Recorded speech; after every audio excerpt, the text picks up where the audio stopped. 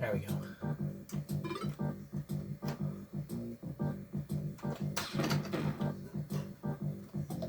Oh, died again. Oh, hey guys, this is JTech95. So, if you haven't already guessed, I love old MS-DOS games. They're a lot of fun to play, and to me, there was a lot of thought put into them. Now, I have a list about a mile long of games I love playing with MS-DOS-based PCs. But I think today I'm going to let you guys in on my top 10 favorite MS-DOS titles of all time. So let's get started right now.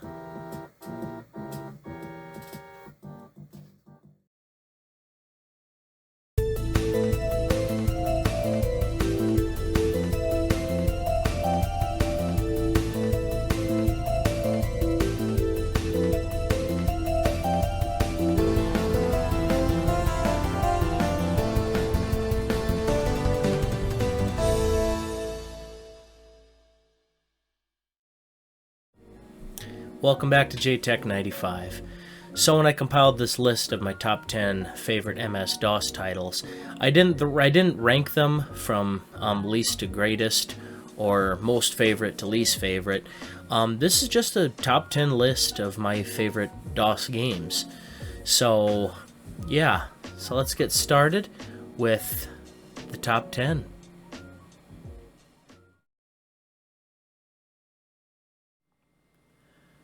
So starting off this list with number 10, we have Commander Keen 4, The Secret of the Oracle. Now this one is a classic. The entire Commander Keen series from id Software is fantastic, but I think Commander Keen 4, The Secret of the Oracle has to be my favorite one. After the events in the preceding games, Keen must travel to the planet Gnosticis 4 to meet with the mysterious Oracle to find out the twisted plans of the evil Shikadi species and how to stop them from destroying the entire galaxy. I think I like this episode of Commander Keen the best due to the neat artwork through the game, especially the forest sections shown here. I mean, the trees have faces. It kind of reminds me of The Lord of the Rings. You'll have to avoid a wide array of monsters, creatures, and other nasties along your journey, like slugs, bats, giant bouncing shrooms, and others as you progress through the game to find the Temple of the Oracle. If you are a fan of side-scroller titles like Sonic the Hedgehog and the Mario and Luigi series, then I promise you'll get a kick out of Commander Keen. Not just this title, but all 6 episodes. So, are you playing it yet?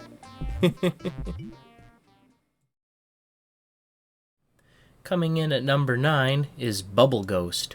This one is pretty simplistic, and by many would probably be considered as pretty boring, but I happen to enjoy it a lot. It was originally created for the Atari ST line of computer systems back in 1987 by a guy named Christoph Andriani. Sorry if I pronounced that wrong. But was later ported to the Amiga, Commodore 64, Nintendo Game Boy, Apple II GS, and of course, MS-DOS for IBM PC compatibles.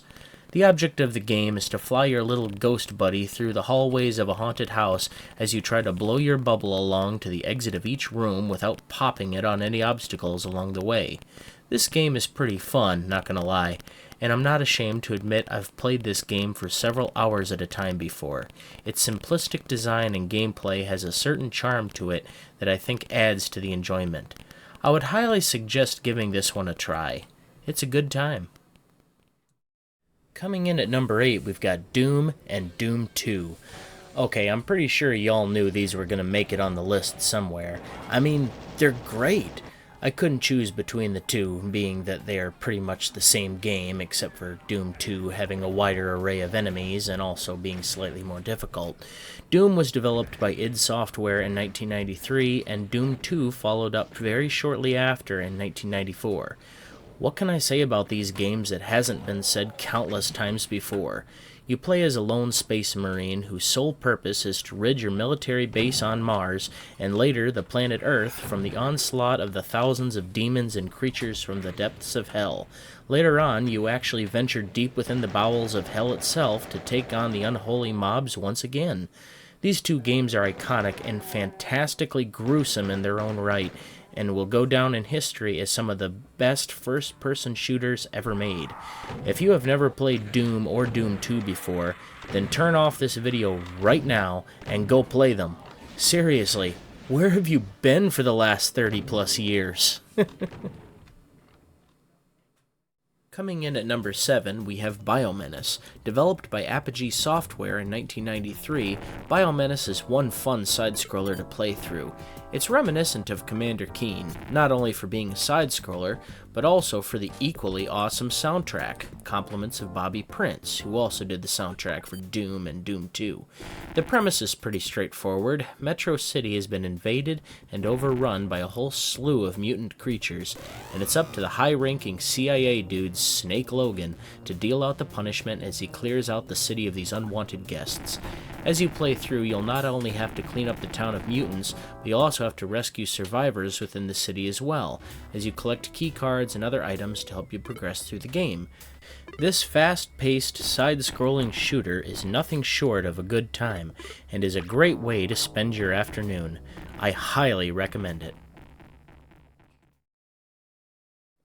For number 6 in the list, we've got Heretic. Now this title follows right along in the veins of the Doom series, for very good reason. It was developed in 1994 by Raven Software in conjunction with id Software, who also provided a slightly modified Doom engine to build the game on, and was published by GT Interactive. The gameplay is very similar to Doom. I mean, obviously, it uses almost the same engine, but with a few notable differences. Instead of playing as a space marine, you play as the elven warrior Corvus, who is fighting back against the evil forces of the Serpent Riders, as they have used their evil forces to take over the land and corrupt the minds of the citizens in order to gain power. One of the biggest things I like about this game is the fact that you can actually look up and down, unlike in Doom. This makes it a lot easier to take out flying enemies that just can't take a hint. Overall, this title is pretty darn good, and is definitely an FPS to check out, especially if you like medieval fantasy and things like that. I promise you won't be disappointed. Sliding in at number 5 is Uninvited. Now this is another one that wasn't originally made for MS-DOS. This game was developed in 1986 by ICOM Simulations for the Apple Macintosh and was ported to the Amiga, Atari ST, and MS-DOS-based systems in 1987. Between 1988 and 1993, it was also remade for the Commodore 64, Nintendo Entertainment System, and even a version developed specifically for Windows 3.1. This is a point-and-click adventure game in the horror genre, where you, the player, and your little brother have just gotten into a bad car accident, and now your brother is missing, and you must search around through an abandoned house near the crash site to find him. To me, this game still holds its own in the present day, despite its dated color and design, and still captivates me today. If you're into old-school point-and-click adventure games like Maniac Mansion or the Monkey Island series, then I strongly recommend at least giving this one a go. And, by the way, watch out for Scarlett O'Hara pretty early on. She just might rip you a new one.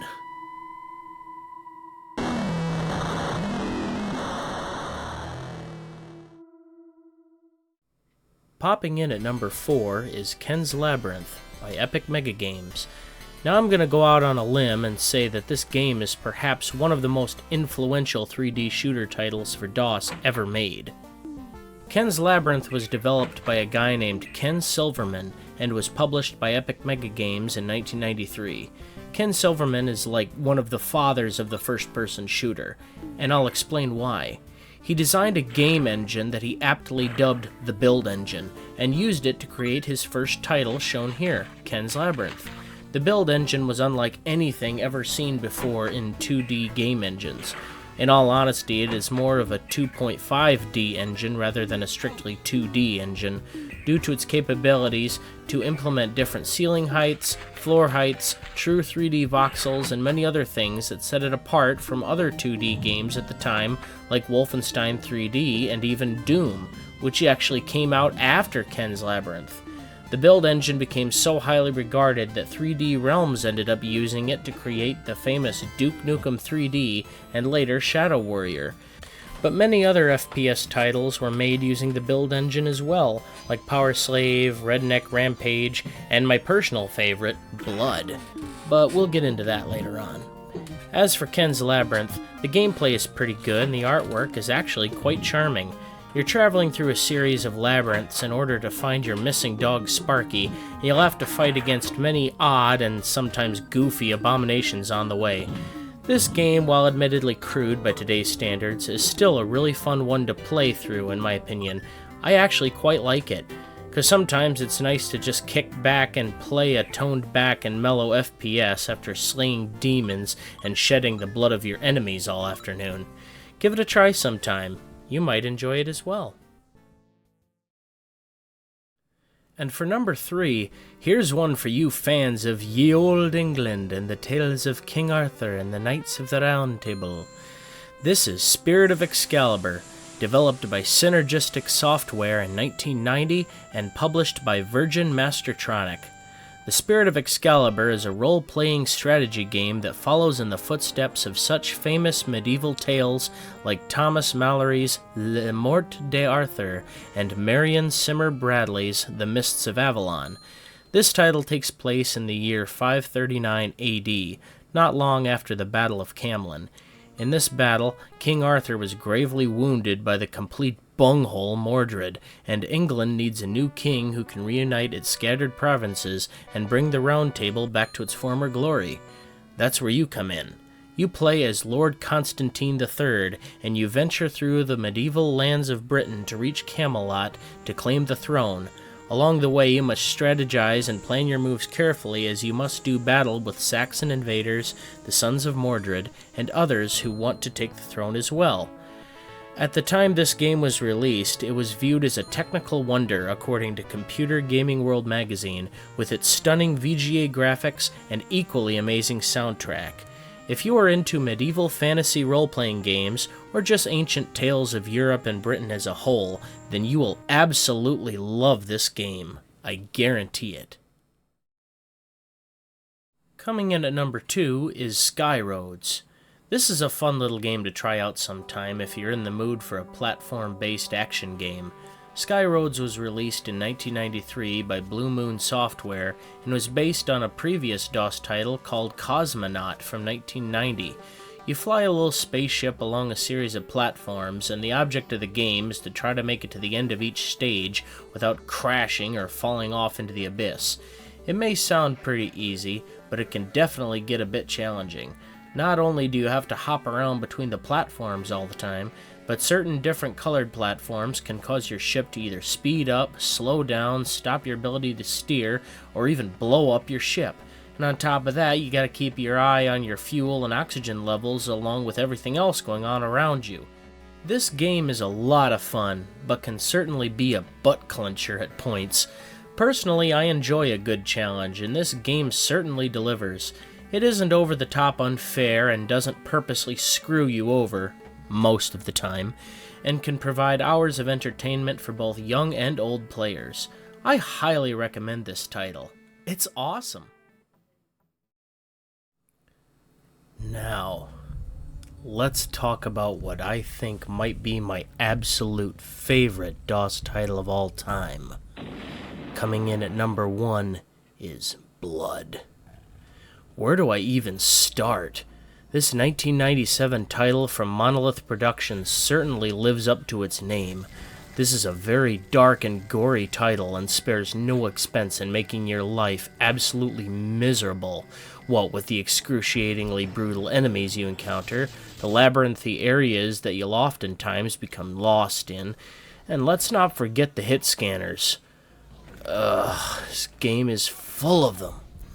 Now, am I saying that this game is terrible? Absolutely not. But I am saying that when playing through Blood, don't try to trick yourself into thinking this is going to be a cakewalk in the park. 'Cause it's not. You're going to die a lot. But don't let that scare you off. This game is absolutely amazing. Remember how I was discussing the build engine earlier? Well, personally, I think Blood is the highest ranking title in the build engine lineup. It not only has amazing graphics and sound design for the time, but the gameplay is top-notch, and while there isn't too much of a storyline, the game progresses on very smoothly like you're on a journey, because technically, you are.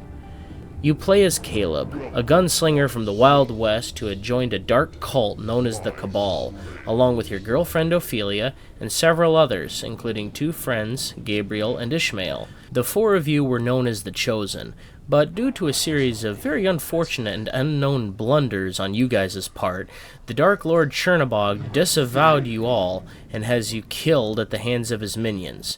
Disavow you all. What the? What?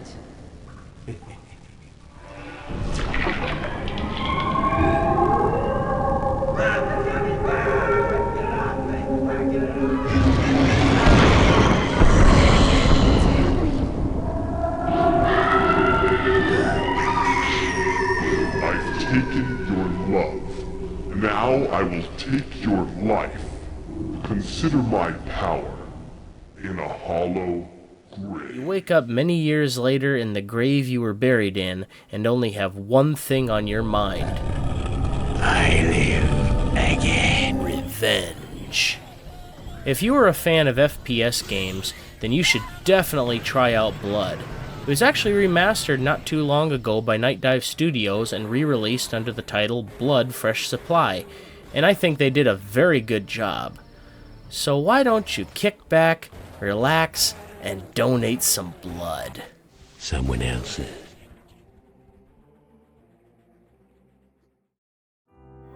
Well guys, there you have it. My top 10 list of my favorite MS-DOS games of all time. I can't really pick one over the other because I like them all an awful lot, just in different ways. So like I said towards the beginning, the list isn't categorized by like least to greatest or anything like that in terms of how much I like them. It's just my top 10. I had a hard time picking because there's a lot of good ones. But I'd say those are the 10 that I frequently play the most. But anyway guys, I hope to see you guys in the next video. And as for me, I'm going to do a little bit more gaming. Catch you later.